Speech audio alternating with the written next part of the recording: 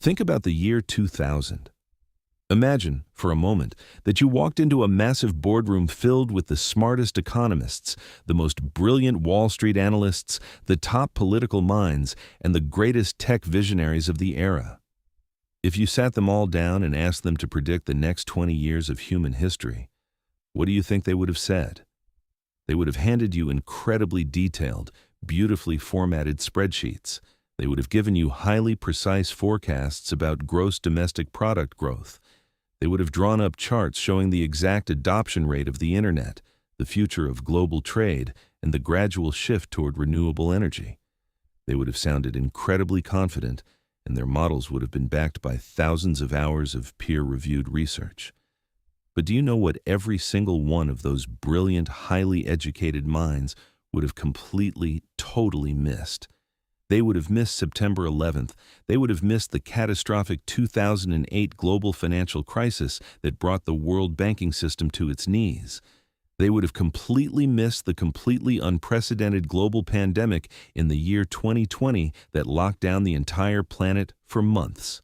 The three biggest, most consequential events that actually dictated the global economy, the stock market, the political landscape, and your personal wealth over the last 2 decades were completely, undeniably unpredictable. They were not on any spreadsheet. They were not factored into any financial model.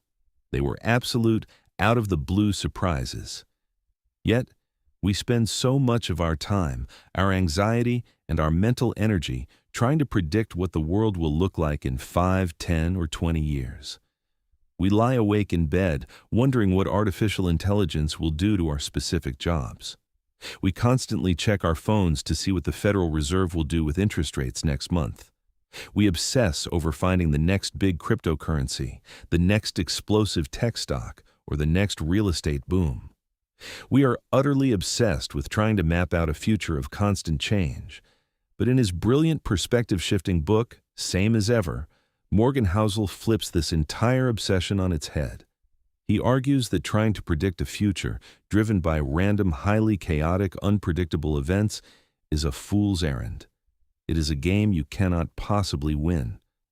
If you truly want to build permanent generational wealth, if you want to find lasting peace of mind, and if you want to actually understand how the complex machinery of the world works, you need to stop asking, what is going to change?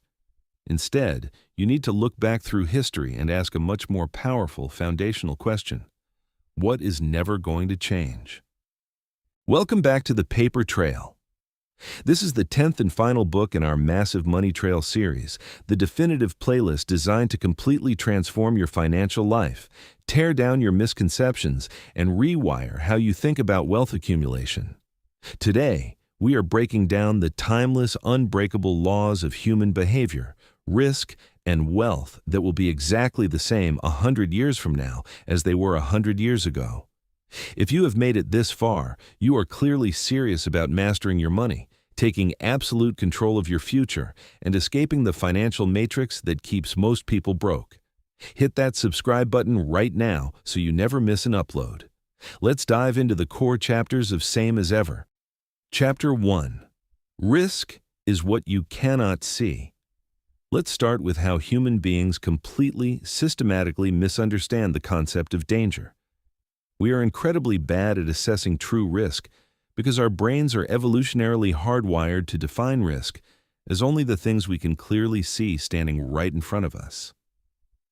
If you turn on any financial news network today, the analysts sitting behind expensive desks in tailored suits will tell you exactly what the current risks are. They will look into the camera and say the risks are rising interest rates. They will say it is out-of-control inflation, or they will point to very specific political elections and geopolitical tensions overseas. But Morgan Housel points out a brutal, unavoidable reality of the universe. The biggest risk is always, without fail, what no one is talking about. Why? Because if no one is talking about a specific danger, it means no one is prepared for it. And the absolute lack of preparation is exactly what amplifies the damage and turns a routine problem into a total catastrophe. Think about the legendary Harry Houdini. He was the greatest, most famous escape artist in human history.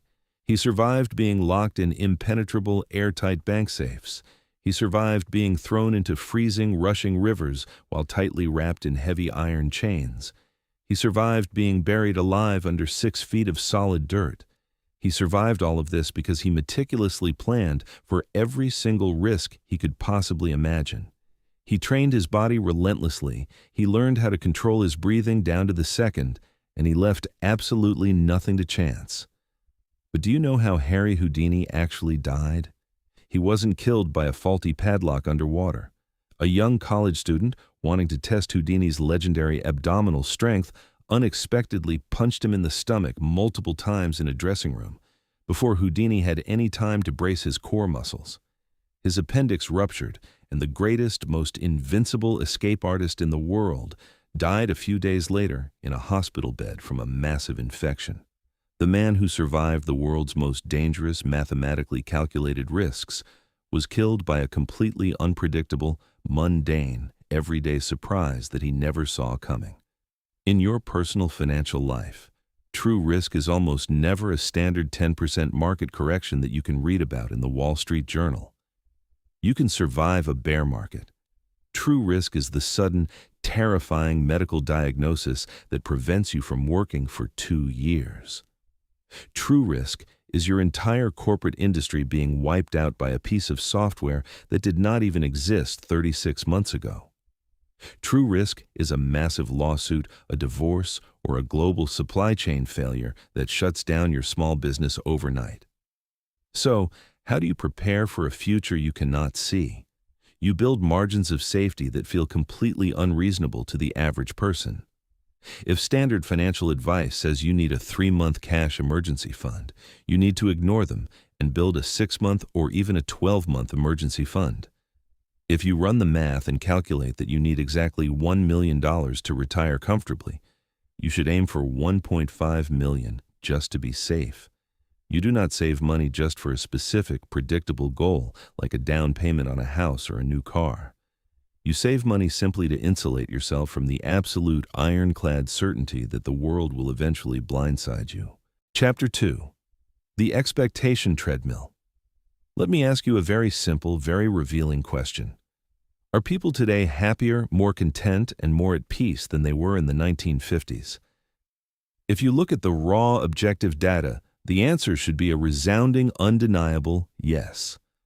Our modern medical advancements are practically miraculous compared to 70 years ago. The average square footage of our homes has exploded. Our technology is basically indistinguishable from magic. You hold a small glass rectangle in your pocket that gives you instantaneous access to all the accumulated information in human history, allows you to video chat with someone on the other side of the planet, and can summon a car to your door in 3 minutes. We live like ancient kings and queens. Yet, despite all of this overwhelming abundance, rates of anxiety, clinical depression, and profound financial stress are sitting at all-time historic highs. Why are we so miserable when we have so much? It all comes down to the first universal law of human psychology, a law that will never change as long as our species exists. Happiness is simply reality minus expectations. Think about John D. Rockefeller. In the early 1900s, he was the wealthiest human being on the face of the earth. He had more money than entire nations. But despite his unbelievable billions, John D. Rockefeller did not have air conditioning in the summer. He did not have antibiotics. If he got a simple tooth infection, he could have died in agonizing pain. If he wanted to travel from New York to California, it took days of uncomfortable travel. Today, a minimum wage worker living in a standard apartment has access to better climate control, better medicine, and better entertainment than the richest man in modern history. But that minimum wage worker does not feel rich. Why? Because the legendary investor Charlie Munger famously said, "The world is not driven by greed, it is driven by envy." When your income goes up, your expectations do not stay the same. They go up by exactly the same amount, and often they rise even faster. You finally get that big, life-changing promotion at work, and for a single week, you feel fantastic. But suddenly, You find yourself looking at the expensive luxury cars your new peers are driving. You buy a beautiful new house in the quiet suburbs, but the moment you open your social media feed, you are bombarded by 22-year-old influencers giving high-definition video tours of their multi-million-dollar mansions in Beverly Hills or Dubai. Your reality improved, but your expectations skyrocketed, leaving your actual happiness exactly where it was before. Wealth creation is not a single action. It is a two-part equation. Part 1 is figuring out how to acquire more capital. Part 2 is figuring out how to keep your expectations anchored firmly to the floor so they do not rise at the exact same speed as your income. Most people completely and utterly fail at Part 2.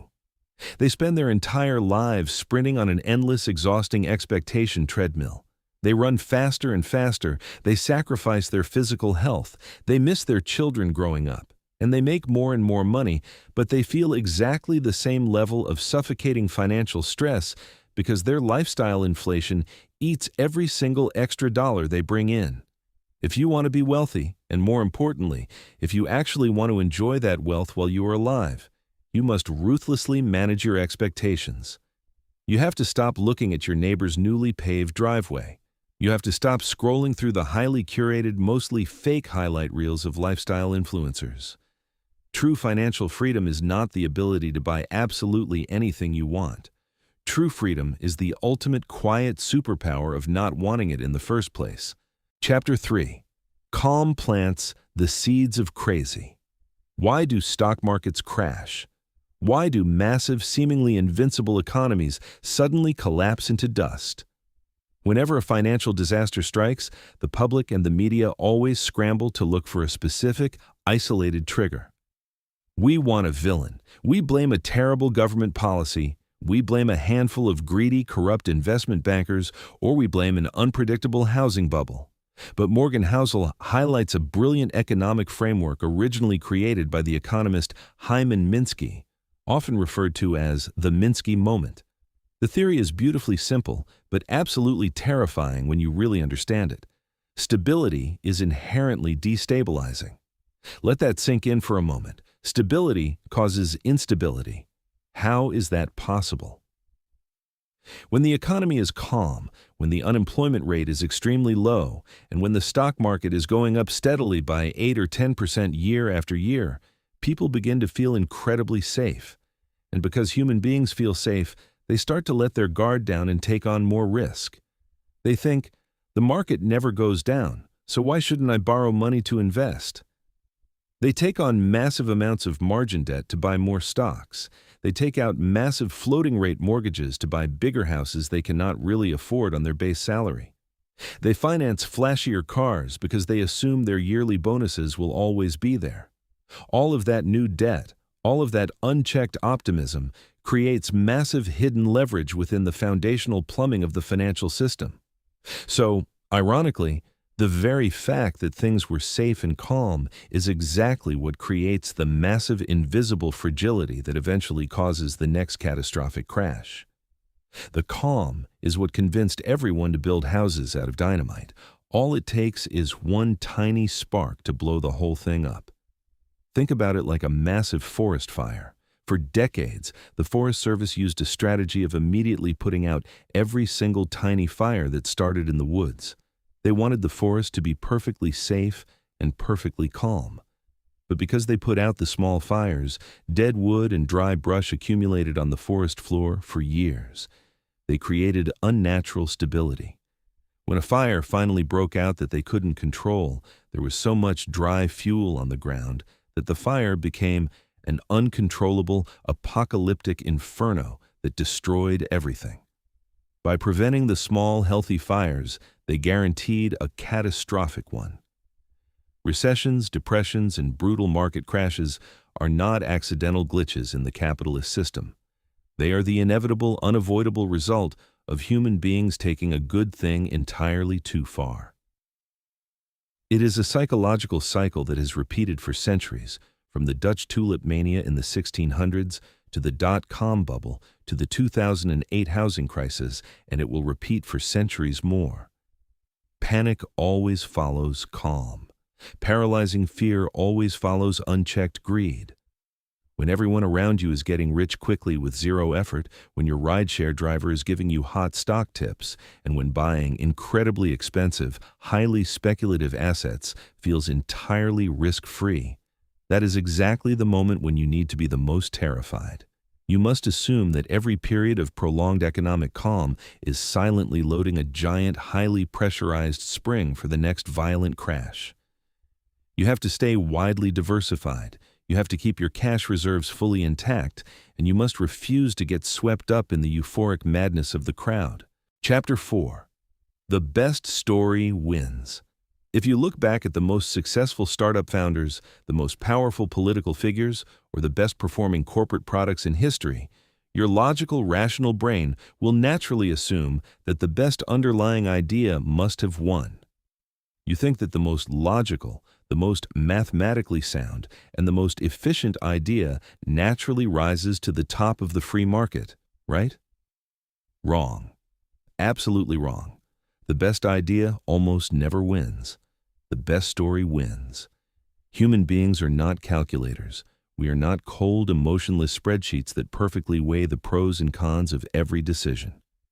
We are deeply emotional, deeply flawed, highly tribal storytellers. You can have the absolute best, most highly engineered, most durable product in the entire world, but if your competitor can tell a more compelling, more emotionally resonant story about their slightly inferior product, they will completely crush you in the marketplace, every single time. Look at the history of the stock market. Why do companies with terrible balance sheets, massive suffocating debt, and absolutely zero profits sometimes soar to multi-billion-dollar valuations? It defies all traditional financial logic.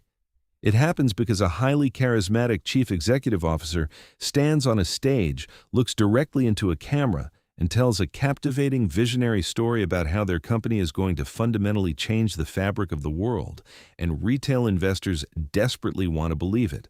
They want to be part of the revolution. Consider the concept of money itself. A $100 bill is literally just a cheap piece of woven cotton and linen with green ink stamped on it. It has absolutely no intrinsic value. You cannot eat it. You cannot build a shelter with it. It only has value because 330 million Americans all woke up this morning and agreed to believe in the exact same story. Our entire global economy is built on a shared narrative.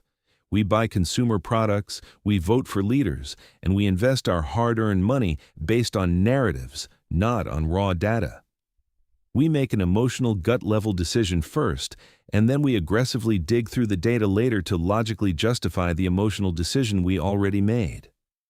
Whether you are pitching a new business idea to tough venture capitalists, asking your strict boss for a major salary raise, or trying to convince a friend to see your political perspective, you have to stop relying solely on dry facts, charts, and statistics. Data puts people to sleep. You must learn how to frame your data within a story that touches on core, primal human desires. You have to tap into their need for security, their desire for social status, their deepest hopes, or their darkest fears. The person who can craft and communicate the best, most infectious story holds all the power, all the capital, and all the leverage in society. Chapter 5. Inefficiency is a feature, not a bug. In modern corporate culture and the current hustle culture environment, we absolutely worship the concept of efficiency. We idolize it. We want perfectly optimized, just-in-time global supply chains that hold zero excess inventory. We want our daily corporate calendars booked back-to-back in rigid 15-minute increments so no time is wasted. We want to squeeze every single drop of productivity out of our waking hours. And we want to optimize every single dollar we possess to earn the absolute highest possible yield. But Morgan Housel points out a fatal, deeply hidden flaw in this massive obsession with optimization. A system that is 100% perfectly efficient has absolutely zero room for error. And we live in a world where errors, shocks, and surprises are guaranteed. Think about a major, multi-lane highway running through the center of a massive city. If that highway is operating at 100% capacity, meaning every single square inch of the asphalt is occupied by a car moving at the maximum speed limit, it looks perfectly efficient on paper. But what happens when just one single driver taps their brakes for half a second to look at a billboard? It causes a cascading ripple effect. The car behind them slams on their brakes, and the car behind them swerves. Instantly, you have a massive mile-long traffic jam. The entire system completely breaks down. A highway actually needs empty space. It needs breathing room. It needs inefficiency to function smoothly over the long run. Or look at the human body. Evolution gave us 2 lungs and 2 kidneys. We only strictly need one of each to survive. From a purely biological standpoint, carrying around an extra kidney is heavy, calorie-intensive, and completely inefficient. But that inefficiency is exactly what keeps you alive if one of them fails. Redundancy is a lifesaver. Your personal life, your mental health, and your financial portfolio operate the exact same way. If you invest every single dollar you have into illiquid real estate or volatile stocks in order to maximize your market returns, leaving absolutely no cash sitting idle in a boring checking account, you are operating at maximum financial efficiency. You are maximizing your yield. But the second a massive unexpected expense hits you, like a sudden job loss, a broken furnace in the middle of a freezing winter, or an unexpected medical bill, you are completely trapped. You are forced to sell your investments at a massive loss during a down market, or you are forced to take on crippling high-interest credit card debt that sets you back a decade. You crash. You desperately need slack in your system. Having a large cash cushion sitting in a savings account, losing a little bit to inflation, might feel incredibly inefficient, because it isn't earning a massive 10% return in the stock market. But that exact inefficiency is what prevents you from making catastrophic, life-ruining financial decisions when a real crisis hits. You need blank, unscheduled time in your calendar just to sit, stare at the wall, and think. You need lazy, unoptimized cash in your bank account just to survive the inevitable storms. Stop trying to optimize every single second of your day and every single cent to your name. Give yourself the gift of inefficiency. Chapter 6. It is supposed to be hard. The final core lesson from Same as Ever is perhaps the most profound, sobering reality check you will ever hear, and it is a message our modern world desperately needs. We currently live in a society that constantly aggressively promises us life hacks, secret shortcuts, 5-minute routines, and effortless paths to extreme wealth and happiness. We want the massive historical returns of the stock market, but we want it without the stomach-churning volatility. We want the prestige and the high salary of a massive executive job, but we want it without the soul-crushing stress, the massive responsibility, and the sleepless nights. We want the incredible, muscular, athletic physique, but we want it without the grueling, painful daily workouts and the strict diet. But there is a fundamental rule of the universe that has existed since the dawn of time, and it will never, ever change. Everything of value has a price, and you have to pay it. If you want the historical 8 to 10% annual return of the standard market index, the price you have to pay is watching your life savings drop by 20, 30, or even 40% during terrifying market crashes. You have to sit there, look at the red numbers on your screen, and have the sheer emotional fortitude to not sell in a blind panic. That fear, that anxiety, and that sickening feeling in your stomach is the actual fee you pay for the financial return. It is not a fine for doing something wrong. It is the price of admission. If you go to an amusement park, you have to buy a ticket. If you want to build generational wealth, you have to pay the fee of uncertainty. When you look at incredibly successful people, whether they are billionaire investors, famous athletes, or brilliant artists, you are only seeing the polished, glorious final result. You are not seeing the 80-hour work weeks. You are not seeing the missed family dinners and the strained marriages. You are not seeing the crippling moments of self-doubt, the failed projects, the bankruptcies, and the relentless heavy pressure they carry on their shoulders every single day. Identify exactly what you want in life, Whether it is a seven-figure portfolio, a thriving business, or a completely independent lifestyle, and then ask yourself a brutally honest question. What is the true price of this goal? And am I actually willing to write the check? If you are not willing to endure the terrifying volatility, do not put your money in the market. If you are not willing to endure the crushing stress and the constant threat of failure, do not start that ambitious company. Stop looking for clever ways around the hard part. Stop searching for the magic pill. The hard part is not the obstacle blocking your path. The hard part is the prerequisite for success. It is supposed to be hard. 100 years from now, our technology will be completely unrecognizable. The map of the world might look entirely different, and the industries dominating the economy today might not even exist, replaced by sweeping innovations we cannot begin to dream of right now. But human beings will still be human beings. We will still be driven by wild cycles of intense greed and paralyzing fear. People will still fall head over heels for the best story rather than the most accurate data. We will still be blindsided by massive risks no one saw coming. We will still need inefficiency and breathing room to survive the inevitable storms of life.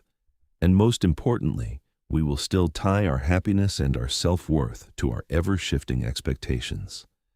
If you can successfully master these timeless behaviors, it genuinely does not matter what technological or economic changes the future holds. It does not matter who is in power or what central banks do with interest rates. Your mind, your habits, and your portfolio will be perfectly prepared to handle absolutely anything the world throws at you. And that is exactly why we built this entire series.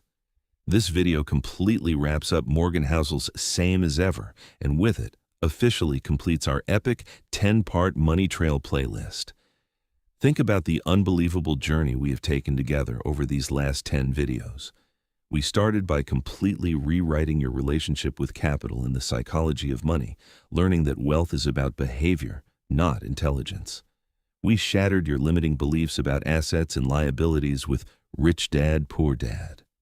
We learned the quiet, stealthy habits of true millionaires in The Millionaire Next Door. Napoleon Hill taught us how to rewire our subconscious minds and think and grow rich. Benjamin Graham handed us the defensive, impenetrable shield of value investing in The Intelligent Investor. Ramit Sethi showed us how to completely automate our wealth, crush our cultural guilt, and live our rich lives in I Will Teach You to Be Rich. From there, George Clason took us back to ancient times to learn the fundamental laws of gold and the richest man in Babylon. Bill Perkins challenged the traditional financial narrative, forcing us to realize that time is our most precious asset and encouraging us to die with zero. Dave Ramsey gave us the intense, debt-destroying blueprint of the total money makeover. And now, we end right here, grounding ourselves in the realities of human nature with Same as Ever. If you have watched this entire series, from Book 1 all the way to Book 10, you now possess a better financial education than 99% of the global population. You know more about building wealth than most people holding expensive college degrees. You hold the map in your hands. But I need you to hear me on this one crucial fact. Education without immediate execution is just cheap entertainment. Information alone is not power. Applied knowledge is power. Action is power. Your job right now, the second this video ends, is to take action. Do not click on another distraction. Open your bank statements. Find the invisible leaks in your financial ship. Log into your brokerage accounts and automate your next investment. Ruthlessly slash the expenses that do not bring you joy and double down on the things that actually matter to you. Start actively building the life you want to live. The system is designed to keep you broke, completely distracted, and running on the expectation treadmill forever. The only way to break out of the matrix is to step off the treadmill and take control. If this 10-part video series brought you real value, please hit the like button right now.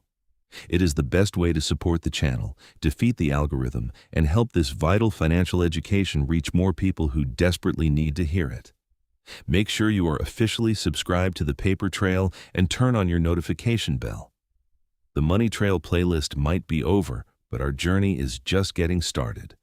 We have massive deep dives coming up on the greatest books ever written across business, philosophy, and personal growth. Thank you so much for your time, your focus, and your fierce dedication to your own future. Until next time, keep a tight